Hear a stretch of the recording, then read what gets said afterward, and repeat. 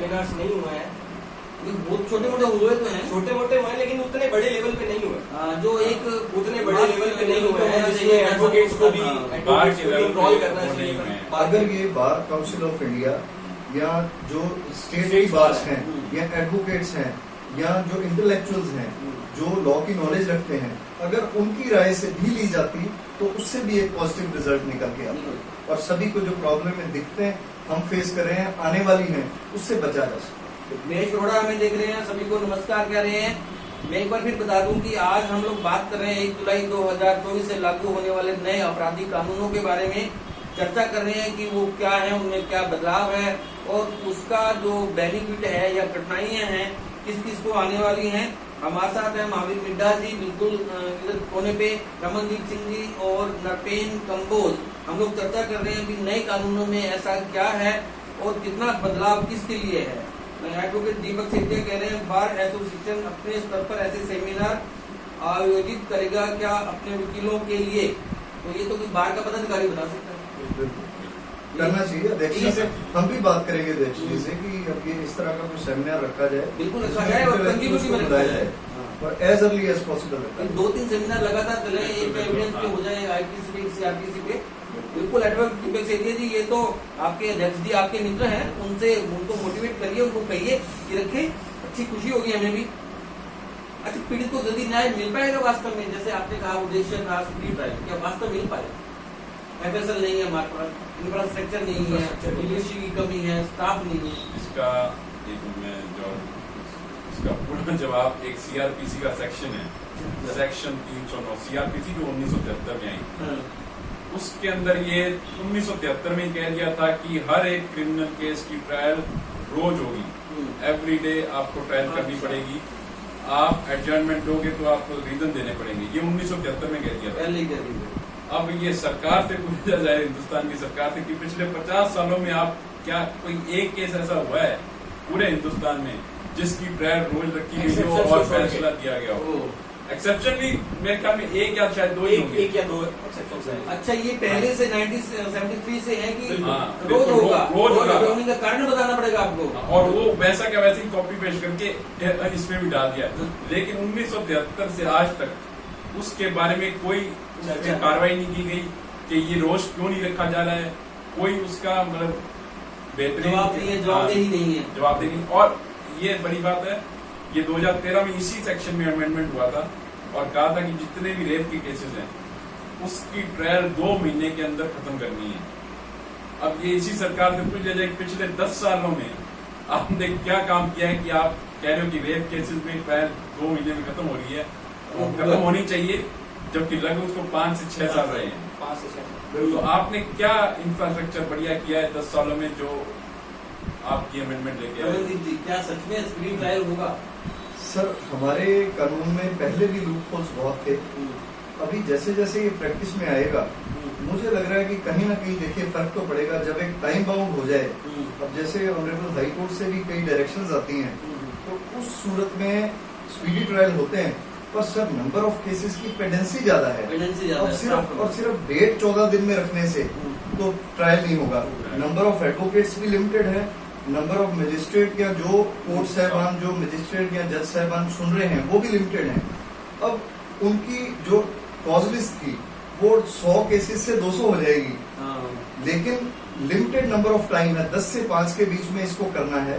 तो उस सूरत में मुझे लग रहा है कि कुछ फर्क पड़ेगा, लेकिन जो फर्क जिसके बेसिस पे ये किया उद्देश्य था वो अभी वक्त बताएगा सर। कुछ स्टार्टिंग स्टेजेस है सर। स्टार्टिंग स्टेजेस एफआईआर के बाद में 90 डेज में परिवादी को सूचना देना, चार्जशीट पेश होना, चार्जशीट पेश होने के बाद में 40 दिन में चालान पेश होना। यहाँ तक तो हम समझ सकते हैं कि स्पीडी चलेगा, लेकिन बाद का कोई ऐसा नहीं है कि ये स्पीडी चलाया जाएगा, ऐसा नहीं है। स्टार्टिंग प्राइमरी स्टेज है, आप चार्ज तक तो आ गए कि चार्ज तक आपने कह दिया कि 40 दिन में हम चार्ज लगा देंगे, 40 दिन तक का चार्ज के बाद में वही एविडेंस की स्टेजेस है। और आपने एक लास्ट में आ गया, एक आपने फर्स्ट स्टेज कर दी है कि चार्ज 40 दिन में लगेगा, और लास्ट स्टेज में आ गए हैं कि 30 डेज, फाइनल आर्ग्यूमेंट के बाद में 30 डेज में अधिकारी को जजमेंट देना है। वहां तक तो आप स्पीडी में आ गए हैं, लेकिन बीच का मटेरियल आ गया। जो सबसे ज्यादा टाइम कंज्यूमिंग है वो बीच का मटेरियल नहीं है।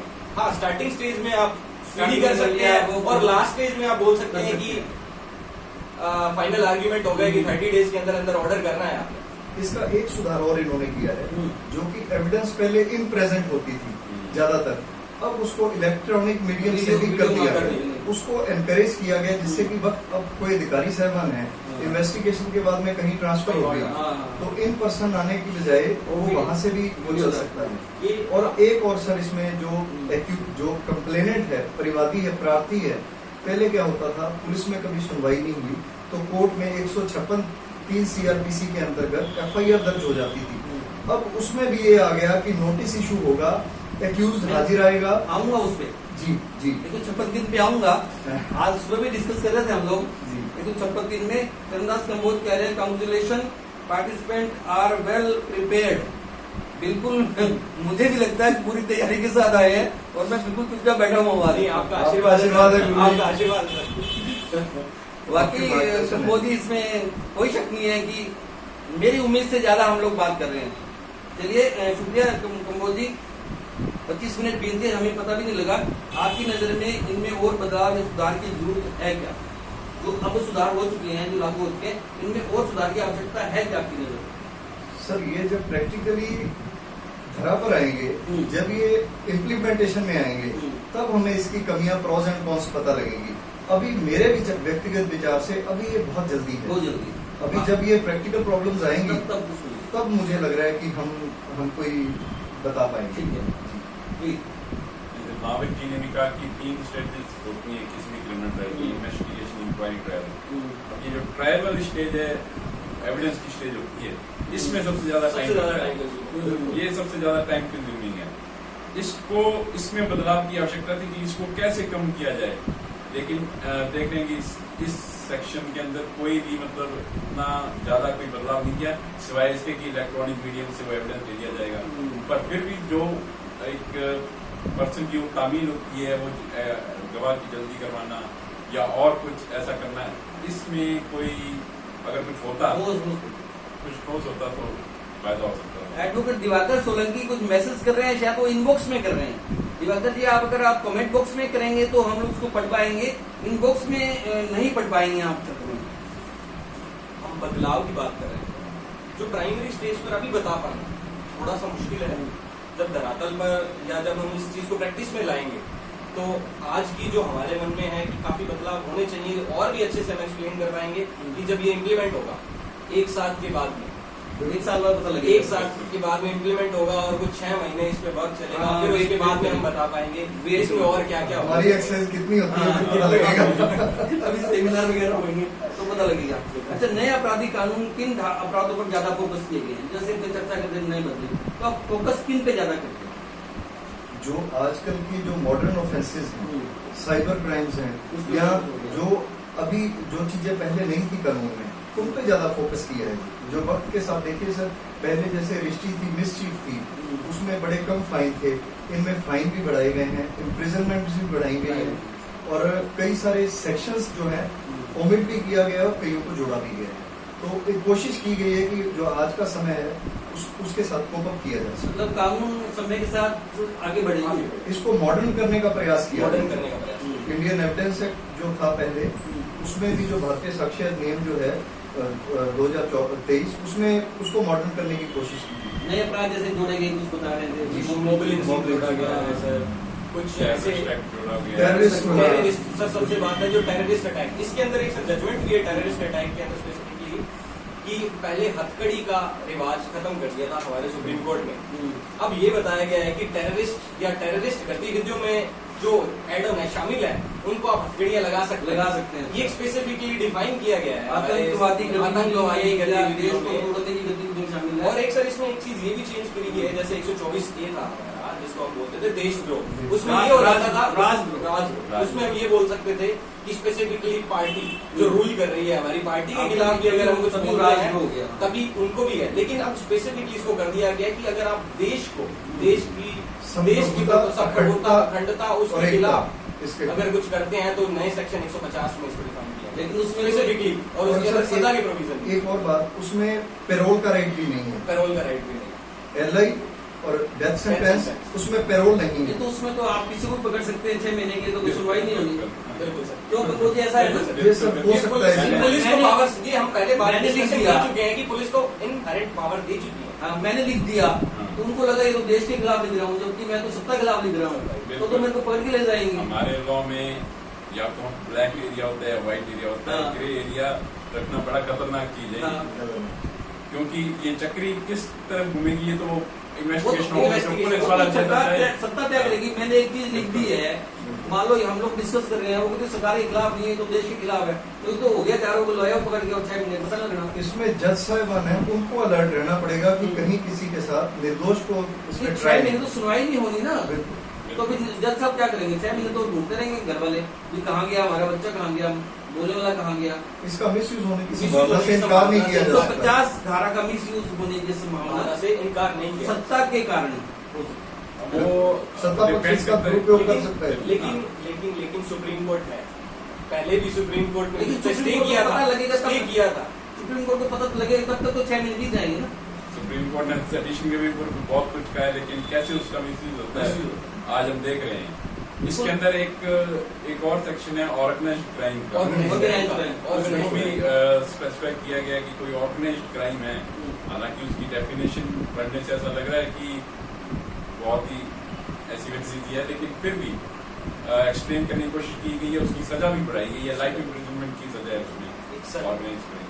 सजा पे बात आती है हमारी, एक नया सजा का प्रोविजन और भी ऐड किया गया है। जैसे कि पहले जे जुड़ी बच्चों के केसेस में ऐसा रहता था, जुवेनाइल जस्टिस के केसेस में ऐसा रहता था कि उनको सर्विस के लिए बोला जाता था कि आपने ये क्राइम करा है, श्रम करना है, आपने ये क्राइम करा है। और अब हमारे नई सीआरपीसी, जो सीआरपीसी का बीएनएसएस में भी इसका एक एड ऑन किया गया है कि जो पेटी ऑफेंसेस है, बिल्कुल छोटे छोटे ऑफेंसेस हैं, 3 साल से उसमें 3 साल से कम में, उनमें ऐसी आपको पनिशमेंट दी जा सकती है। इसमें क्या कर दिया? आपको कहा जाए कि आप स्कूल में जाके सफाई सफाई करें, करो, सरकारी गौशाला या में पेड़ लगाएं, लगाएं। या पेड़ लगाएं ऐसा, या इसके साथ में बैठ के। अभी एक बड़ा फेमस केस ही हुआ था हिट एंड रन वाला, जिसमें जिसमें एक ऐसे लिखने का बोला था और जाने माने धनाढ्य बिल्कुल। उसमें कंडेम भी हुआ काफी। एडवोकेट राजकुमारी जैन कह रही है कि इम्प्रेसिव डिस्कशन बड़ी आगे बढ़ रही है, लेकिन फटाफट में कर लूं, क्या इन अपराधों से जो नए कानून बन रहे हैं पहले की तुलना में अपराध कम होने की संभावना है? अभी इसके बारे में नहीं बताया जा सकता इतना प्रॉपरली जी। इसमें कुछ ऐसी चीजें भी हैं, क्योंकि अपराध अभी तो पता बढ़ने ही की नहीं भी संभावनाएं, कम होने की अगर हम डिस्कशन करें, मुझे तो ये लगता है बढ़ने की संभावनाएं भी हैं। वैसे पता ही नहीं अभी तो किसी को। इसमें बढ़ने की संभावनाएं भी हैं। हाँ। कम तभी होगा जब त्वरित त्वरित न्याय मिलेगा। जब पेंडेंसी खत्म होगी तभी कम हो सकता है। लेकिन इसमें जैसे इम्प्रिजनमेंट बढ़ाई गई है कई केसेस में, तो उससे अपराधियों में कहीं ना कहीं डर तो होगा। और जैसे पहले क्या था, 20-20 साल हमारे पास कई केसेस चल रहे हैं जो 2002 से भी चल रहे हैं, तो इतना लंबा ट्रायल अब नहीं चलेगा। तो कहीं ना कहीं मुझे लग रहा है कि अंकुश कहीं ना कहीं लगेगा, मतलब मोरल दिमाग में रहेगा, नैतिक रहेगा कि यार ये फटाफट हो अब जाएगा। जैसे कई केसेस में 10 लाख तक का जुर्माना है, तो जुर्माना राशि भी बढ़ाई गई है, तो उस सूरत में भी जो है वो फर्क पड़ेगा। लेकिन ये तभी होगा जब आम आदमी को पता हो भी ऐसा हो रहा है। तो आम आदमी अवेयर नहीं है कानून के बारे में, उसको पता ही नहीं होता कि मैंने क्राइम कर दिया, उसकी सजा क्या है। मेरा यहाँ पे एक अलग मत है। जी। जैसे मैं ये समझता हूँ कि जैसे व्यक्ति डॉक्टर के पास जाता है ना और अपना बीमारी बताकर इलाज कराता है, अगर आप किसी लीगल एक्सपर्ट के पास जा रहे हैं जिसपे आपको ट्रस्ट है, तो आप उस पे छोड़ दें। क्योंकि हमें अभी सीखने में, हम सीख रहे हैं, अभी हम प्रयास कर रहे हैं, तो एक लेमैन सीखे ये पॉसिबल नहीं है सर, मेरा व्यक्तिगत मत है। बिल्कुल पॉसिबल नहीं है, तो बहुत मुश्किल होगा। एडवोकेट दिवाकर सोलंकी तक हमारी बात पहुंची। उन्होंने कमेंट किया है, पुराने कानूनों में बदलाव समय की जरूरत है। शुरुआत में सभी को परेशानी होगी, लेकिन पुराने प्रकरण पुराने कानून के हिसाब से चलेंगे। एडवोकेट दीपक सेठिया कह रहे हैं, तीनों अधिवक्ता कोर्ट कैंपस में भी अपने जूनियर के किसी जानकारी पूछे जाने पर इसी तरह इसी अच्छे से बताकर उनको सही गाइड करते हैं। अच्छी बात है, ये तो बहुत अच्छी बात है। लंदन से विनोद कुमार पावा हमें देख रहे हैं। शुक्रिया विनोद जी, आपको लग रहा था कि हम लोग मिस कर रहे हैं कोई शो, हमारा कोई शो मिस नहीं हुआ, आप पुनः हमसे जुड़े हैं, शुक्रिया।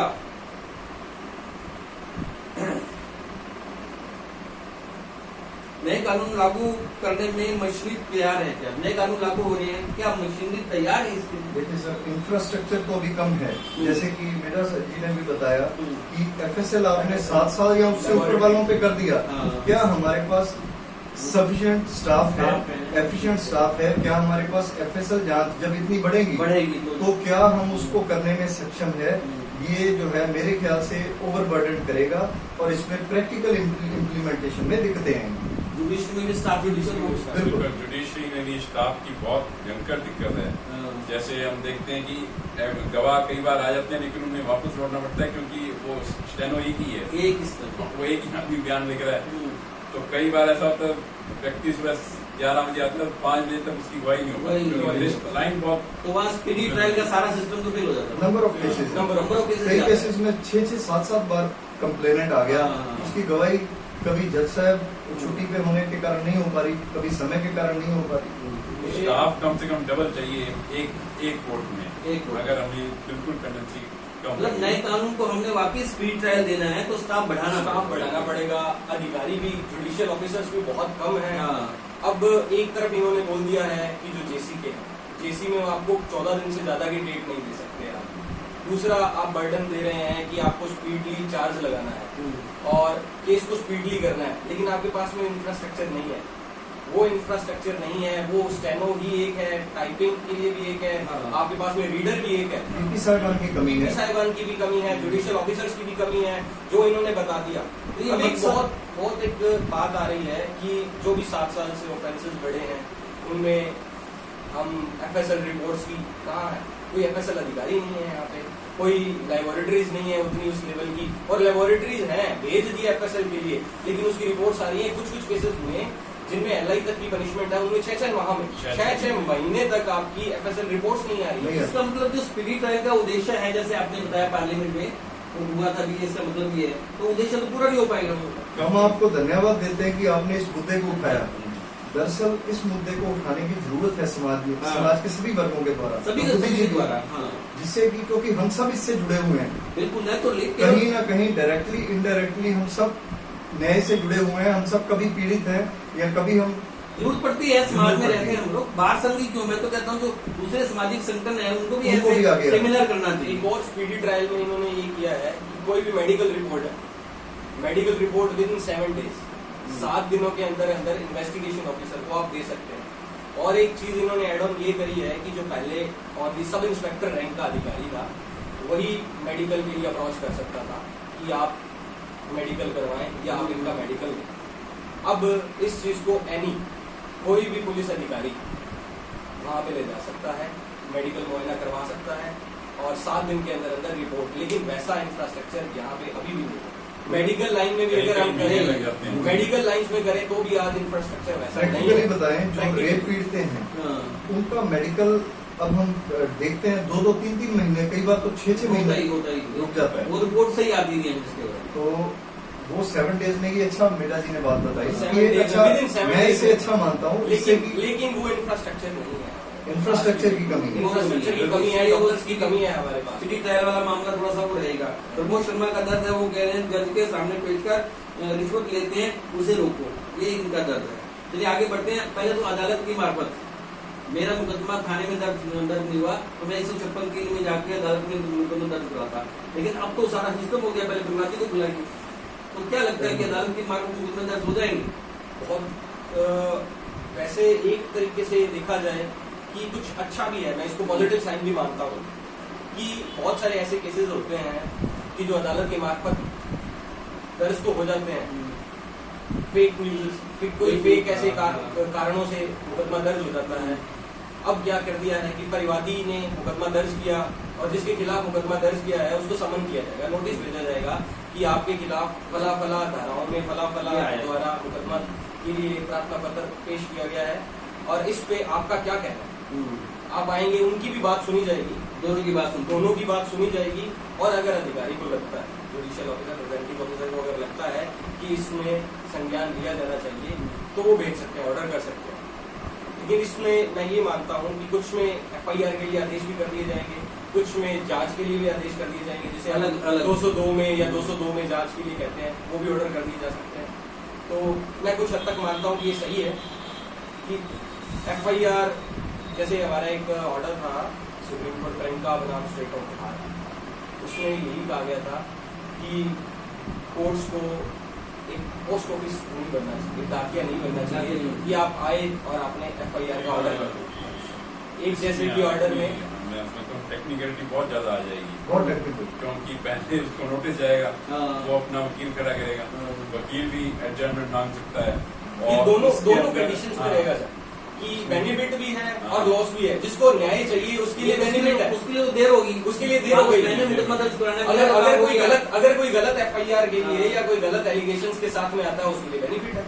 उसके कि लिए वो अपनी प्राइमरी स्टेज पर ही दिखा देगा अपने प्रूफ कि वो बता रहा है कि मैं 7:19 पे मेरे Yes, साथ yes, में yes. मारपीट हुई है, हाँ। और वो अपना बताएगा कि साहब मैं 7:19 पे तो मैं घर था, ये मेरे पास में प्राइमरी एविडेंस है। वो वहाँ पे वो तो थोड़ा सा- वहाँ पे बेनिफिट होगा। लेकिन दोनों जो बातें हैं। निर्पेण जी की मैं बात से भी सहमत हूँ कि जिनको न्याय की आवश्यकता है, हाँ, वो जो पीड़ित है, न्याय की आवश्यकता है, उन्हें न्याय भी देरी से कोर्ट्स को मिलेगा। भी बहुत दिक्कत आएगी, दोनों पक्षों को सुन के ऑर्डर करना। हाँ, पहले ये पेंडेंसी पहले तो ट्रायल दोनों हो पे गया। ऑर्डर हो ट्रायल हो जाता गया। है। पहले इतनी पेंडेंसी अब FIR दोनों पक्षों को सुन के ऑर्डर करना मतलब डिटेल्ड आपको ऑर्डर लिखना पड़ेगा, दोनों ट्रायल- पक्षों की इसमें बात। ट्रायल हो गया। लेकिन सर, निर्पेण जी लेकिन ने पुलिस कहा के ना केसेस में ऐसा कुछ नहीं है। जो निर्पेण जी ने, मेरे लाइक दोस्त ने पहले भी बोला कि पुलिस को इनहेरेंट पावर बढ़ाई जा रही है, हाँ। लेकिन पुलिस के केसेस में ऐसा कुछ नहीं है। पुलिस जाए तुरंत FIR करती है। बिल्कुल, हाँ। बिल्कुल, वो लेकिन चाहिए। कोर्ट पे वो लेकिन लिखे एक चीज है, कुछ यहाँ पे हमने देखा है, जब हम प्रैक्टिस में रहते हैं, मजिस्ट्रेट साहबान पुलिस रिपोर्ट के बेसिस पे 156 दिन के ऑर्डर कर रहे हैं।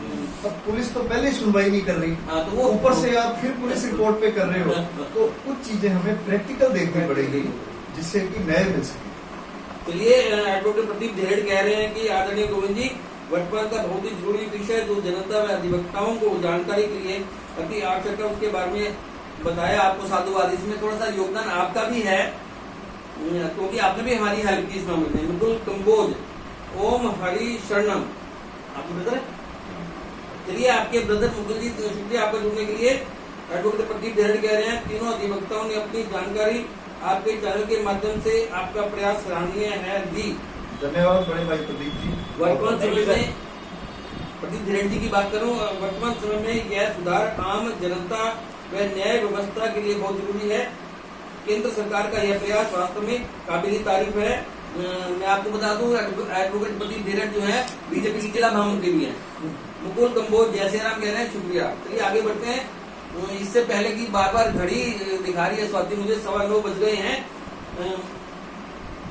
घाटों पर कब तक आ जाएगा? सर 1 जुलाई 2024 को ये लागू हो जाएगा। और जैसे जैसे हम प्रैक्टिस में रहेंगे वैसे वैसे हमें इसके प्रॉज एंड कॉन्स पता पता लगता लगेंगे। रहेगा। मैं ये आशा करता हूँ कि जो भी इसके प्रॉज एंड कॉन्स जो दिक्कतें प्रैक्टिकल दिखते आएंगी, उन्हें थ्रू अमेंडमेंट्स इसको ठीक किया जाएगा, जिससे कि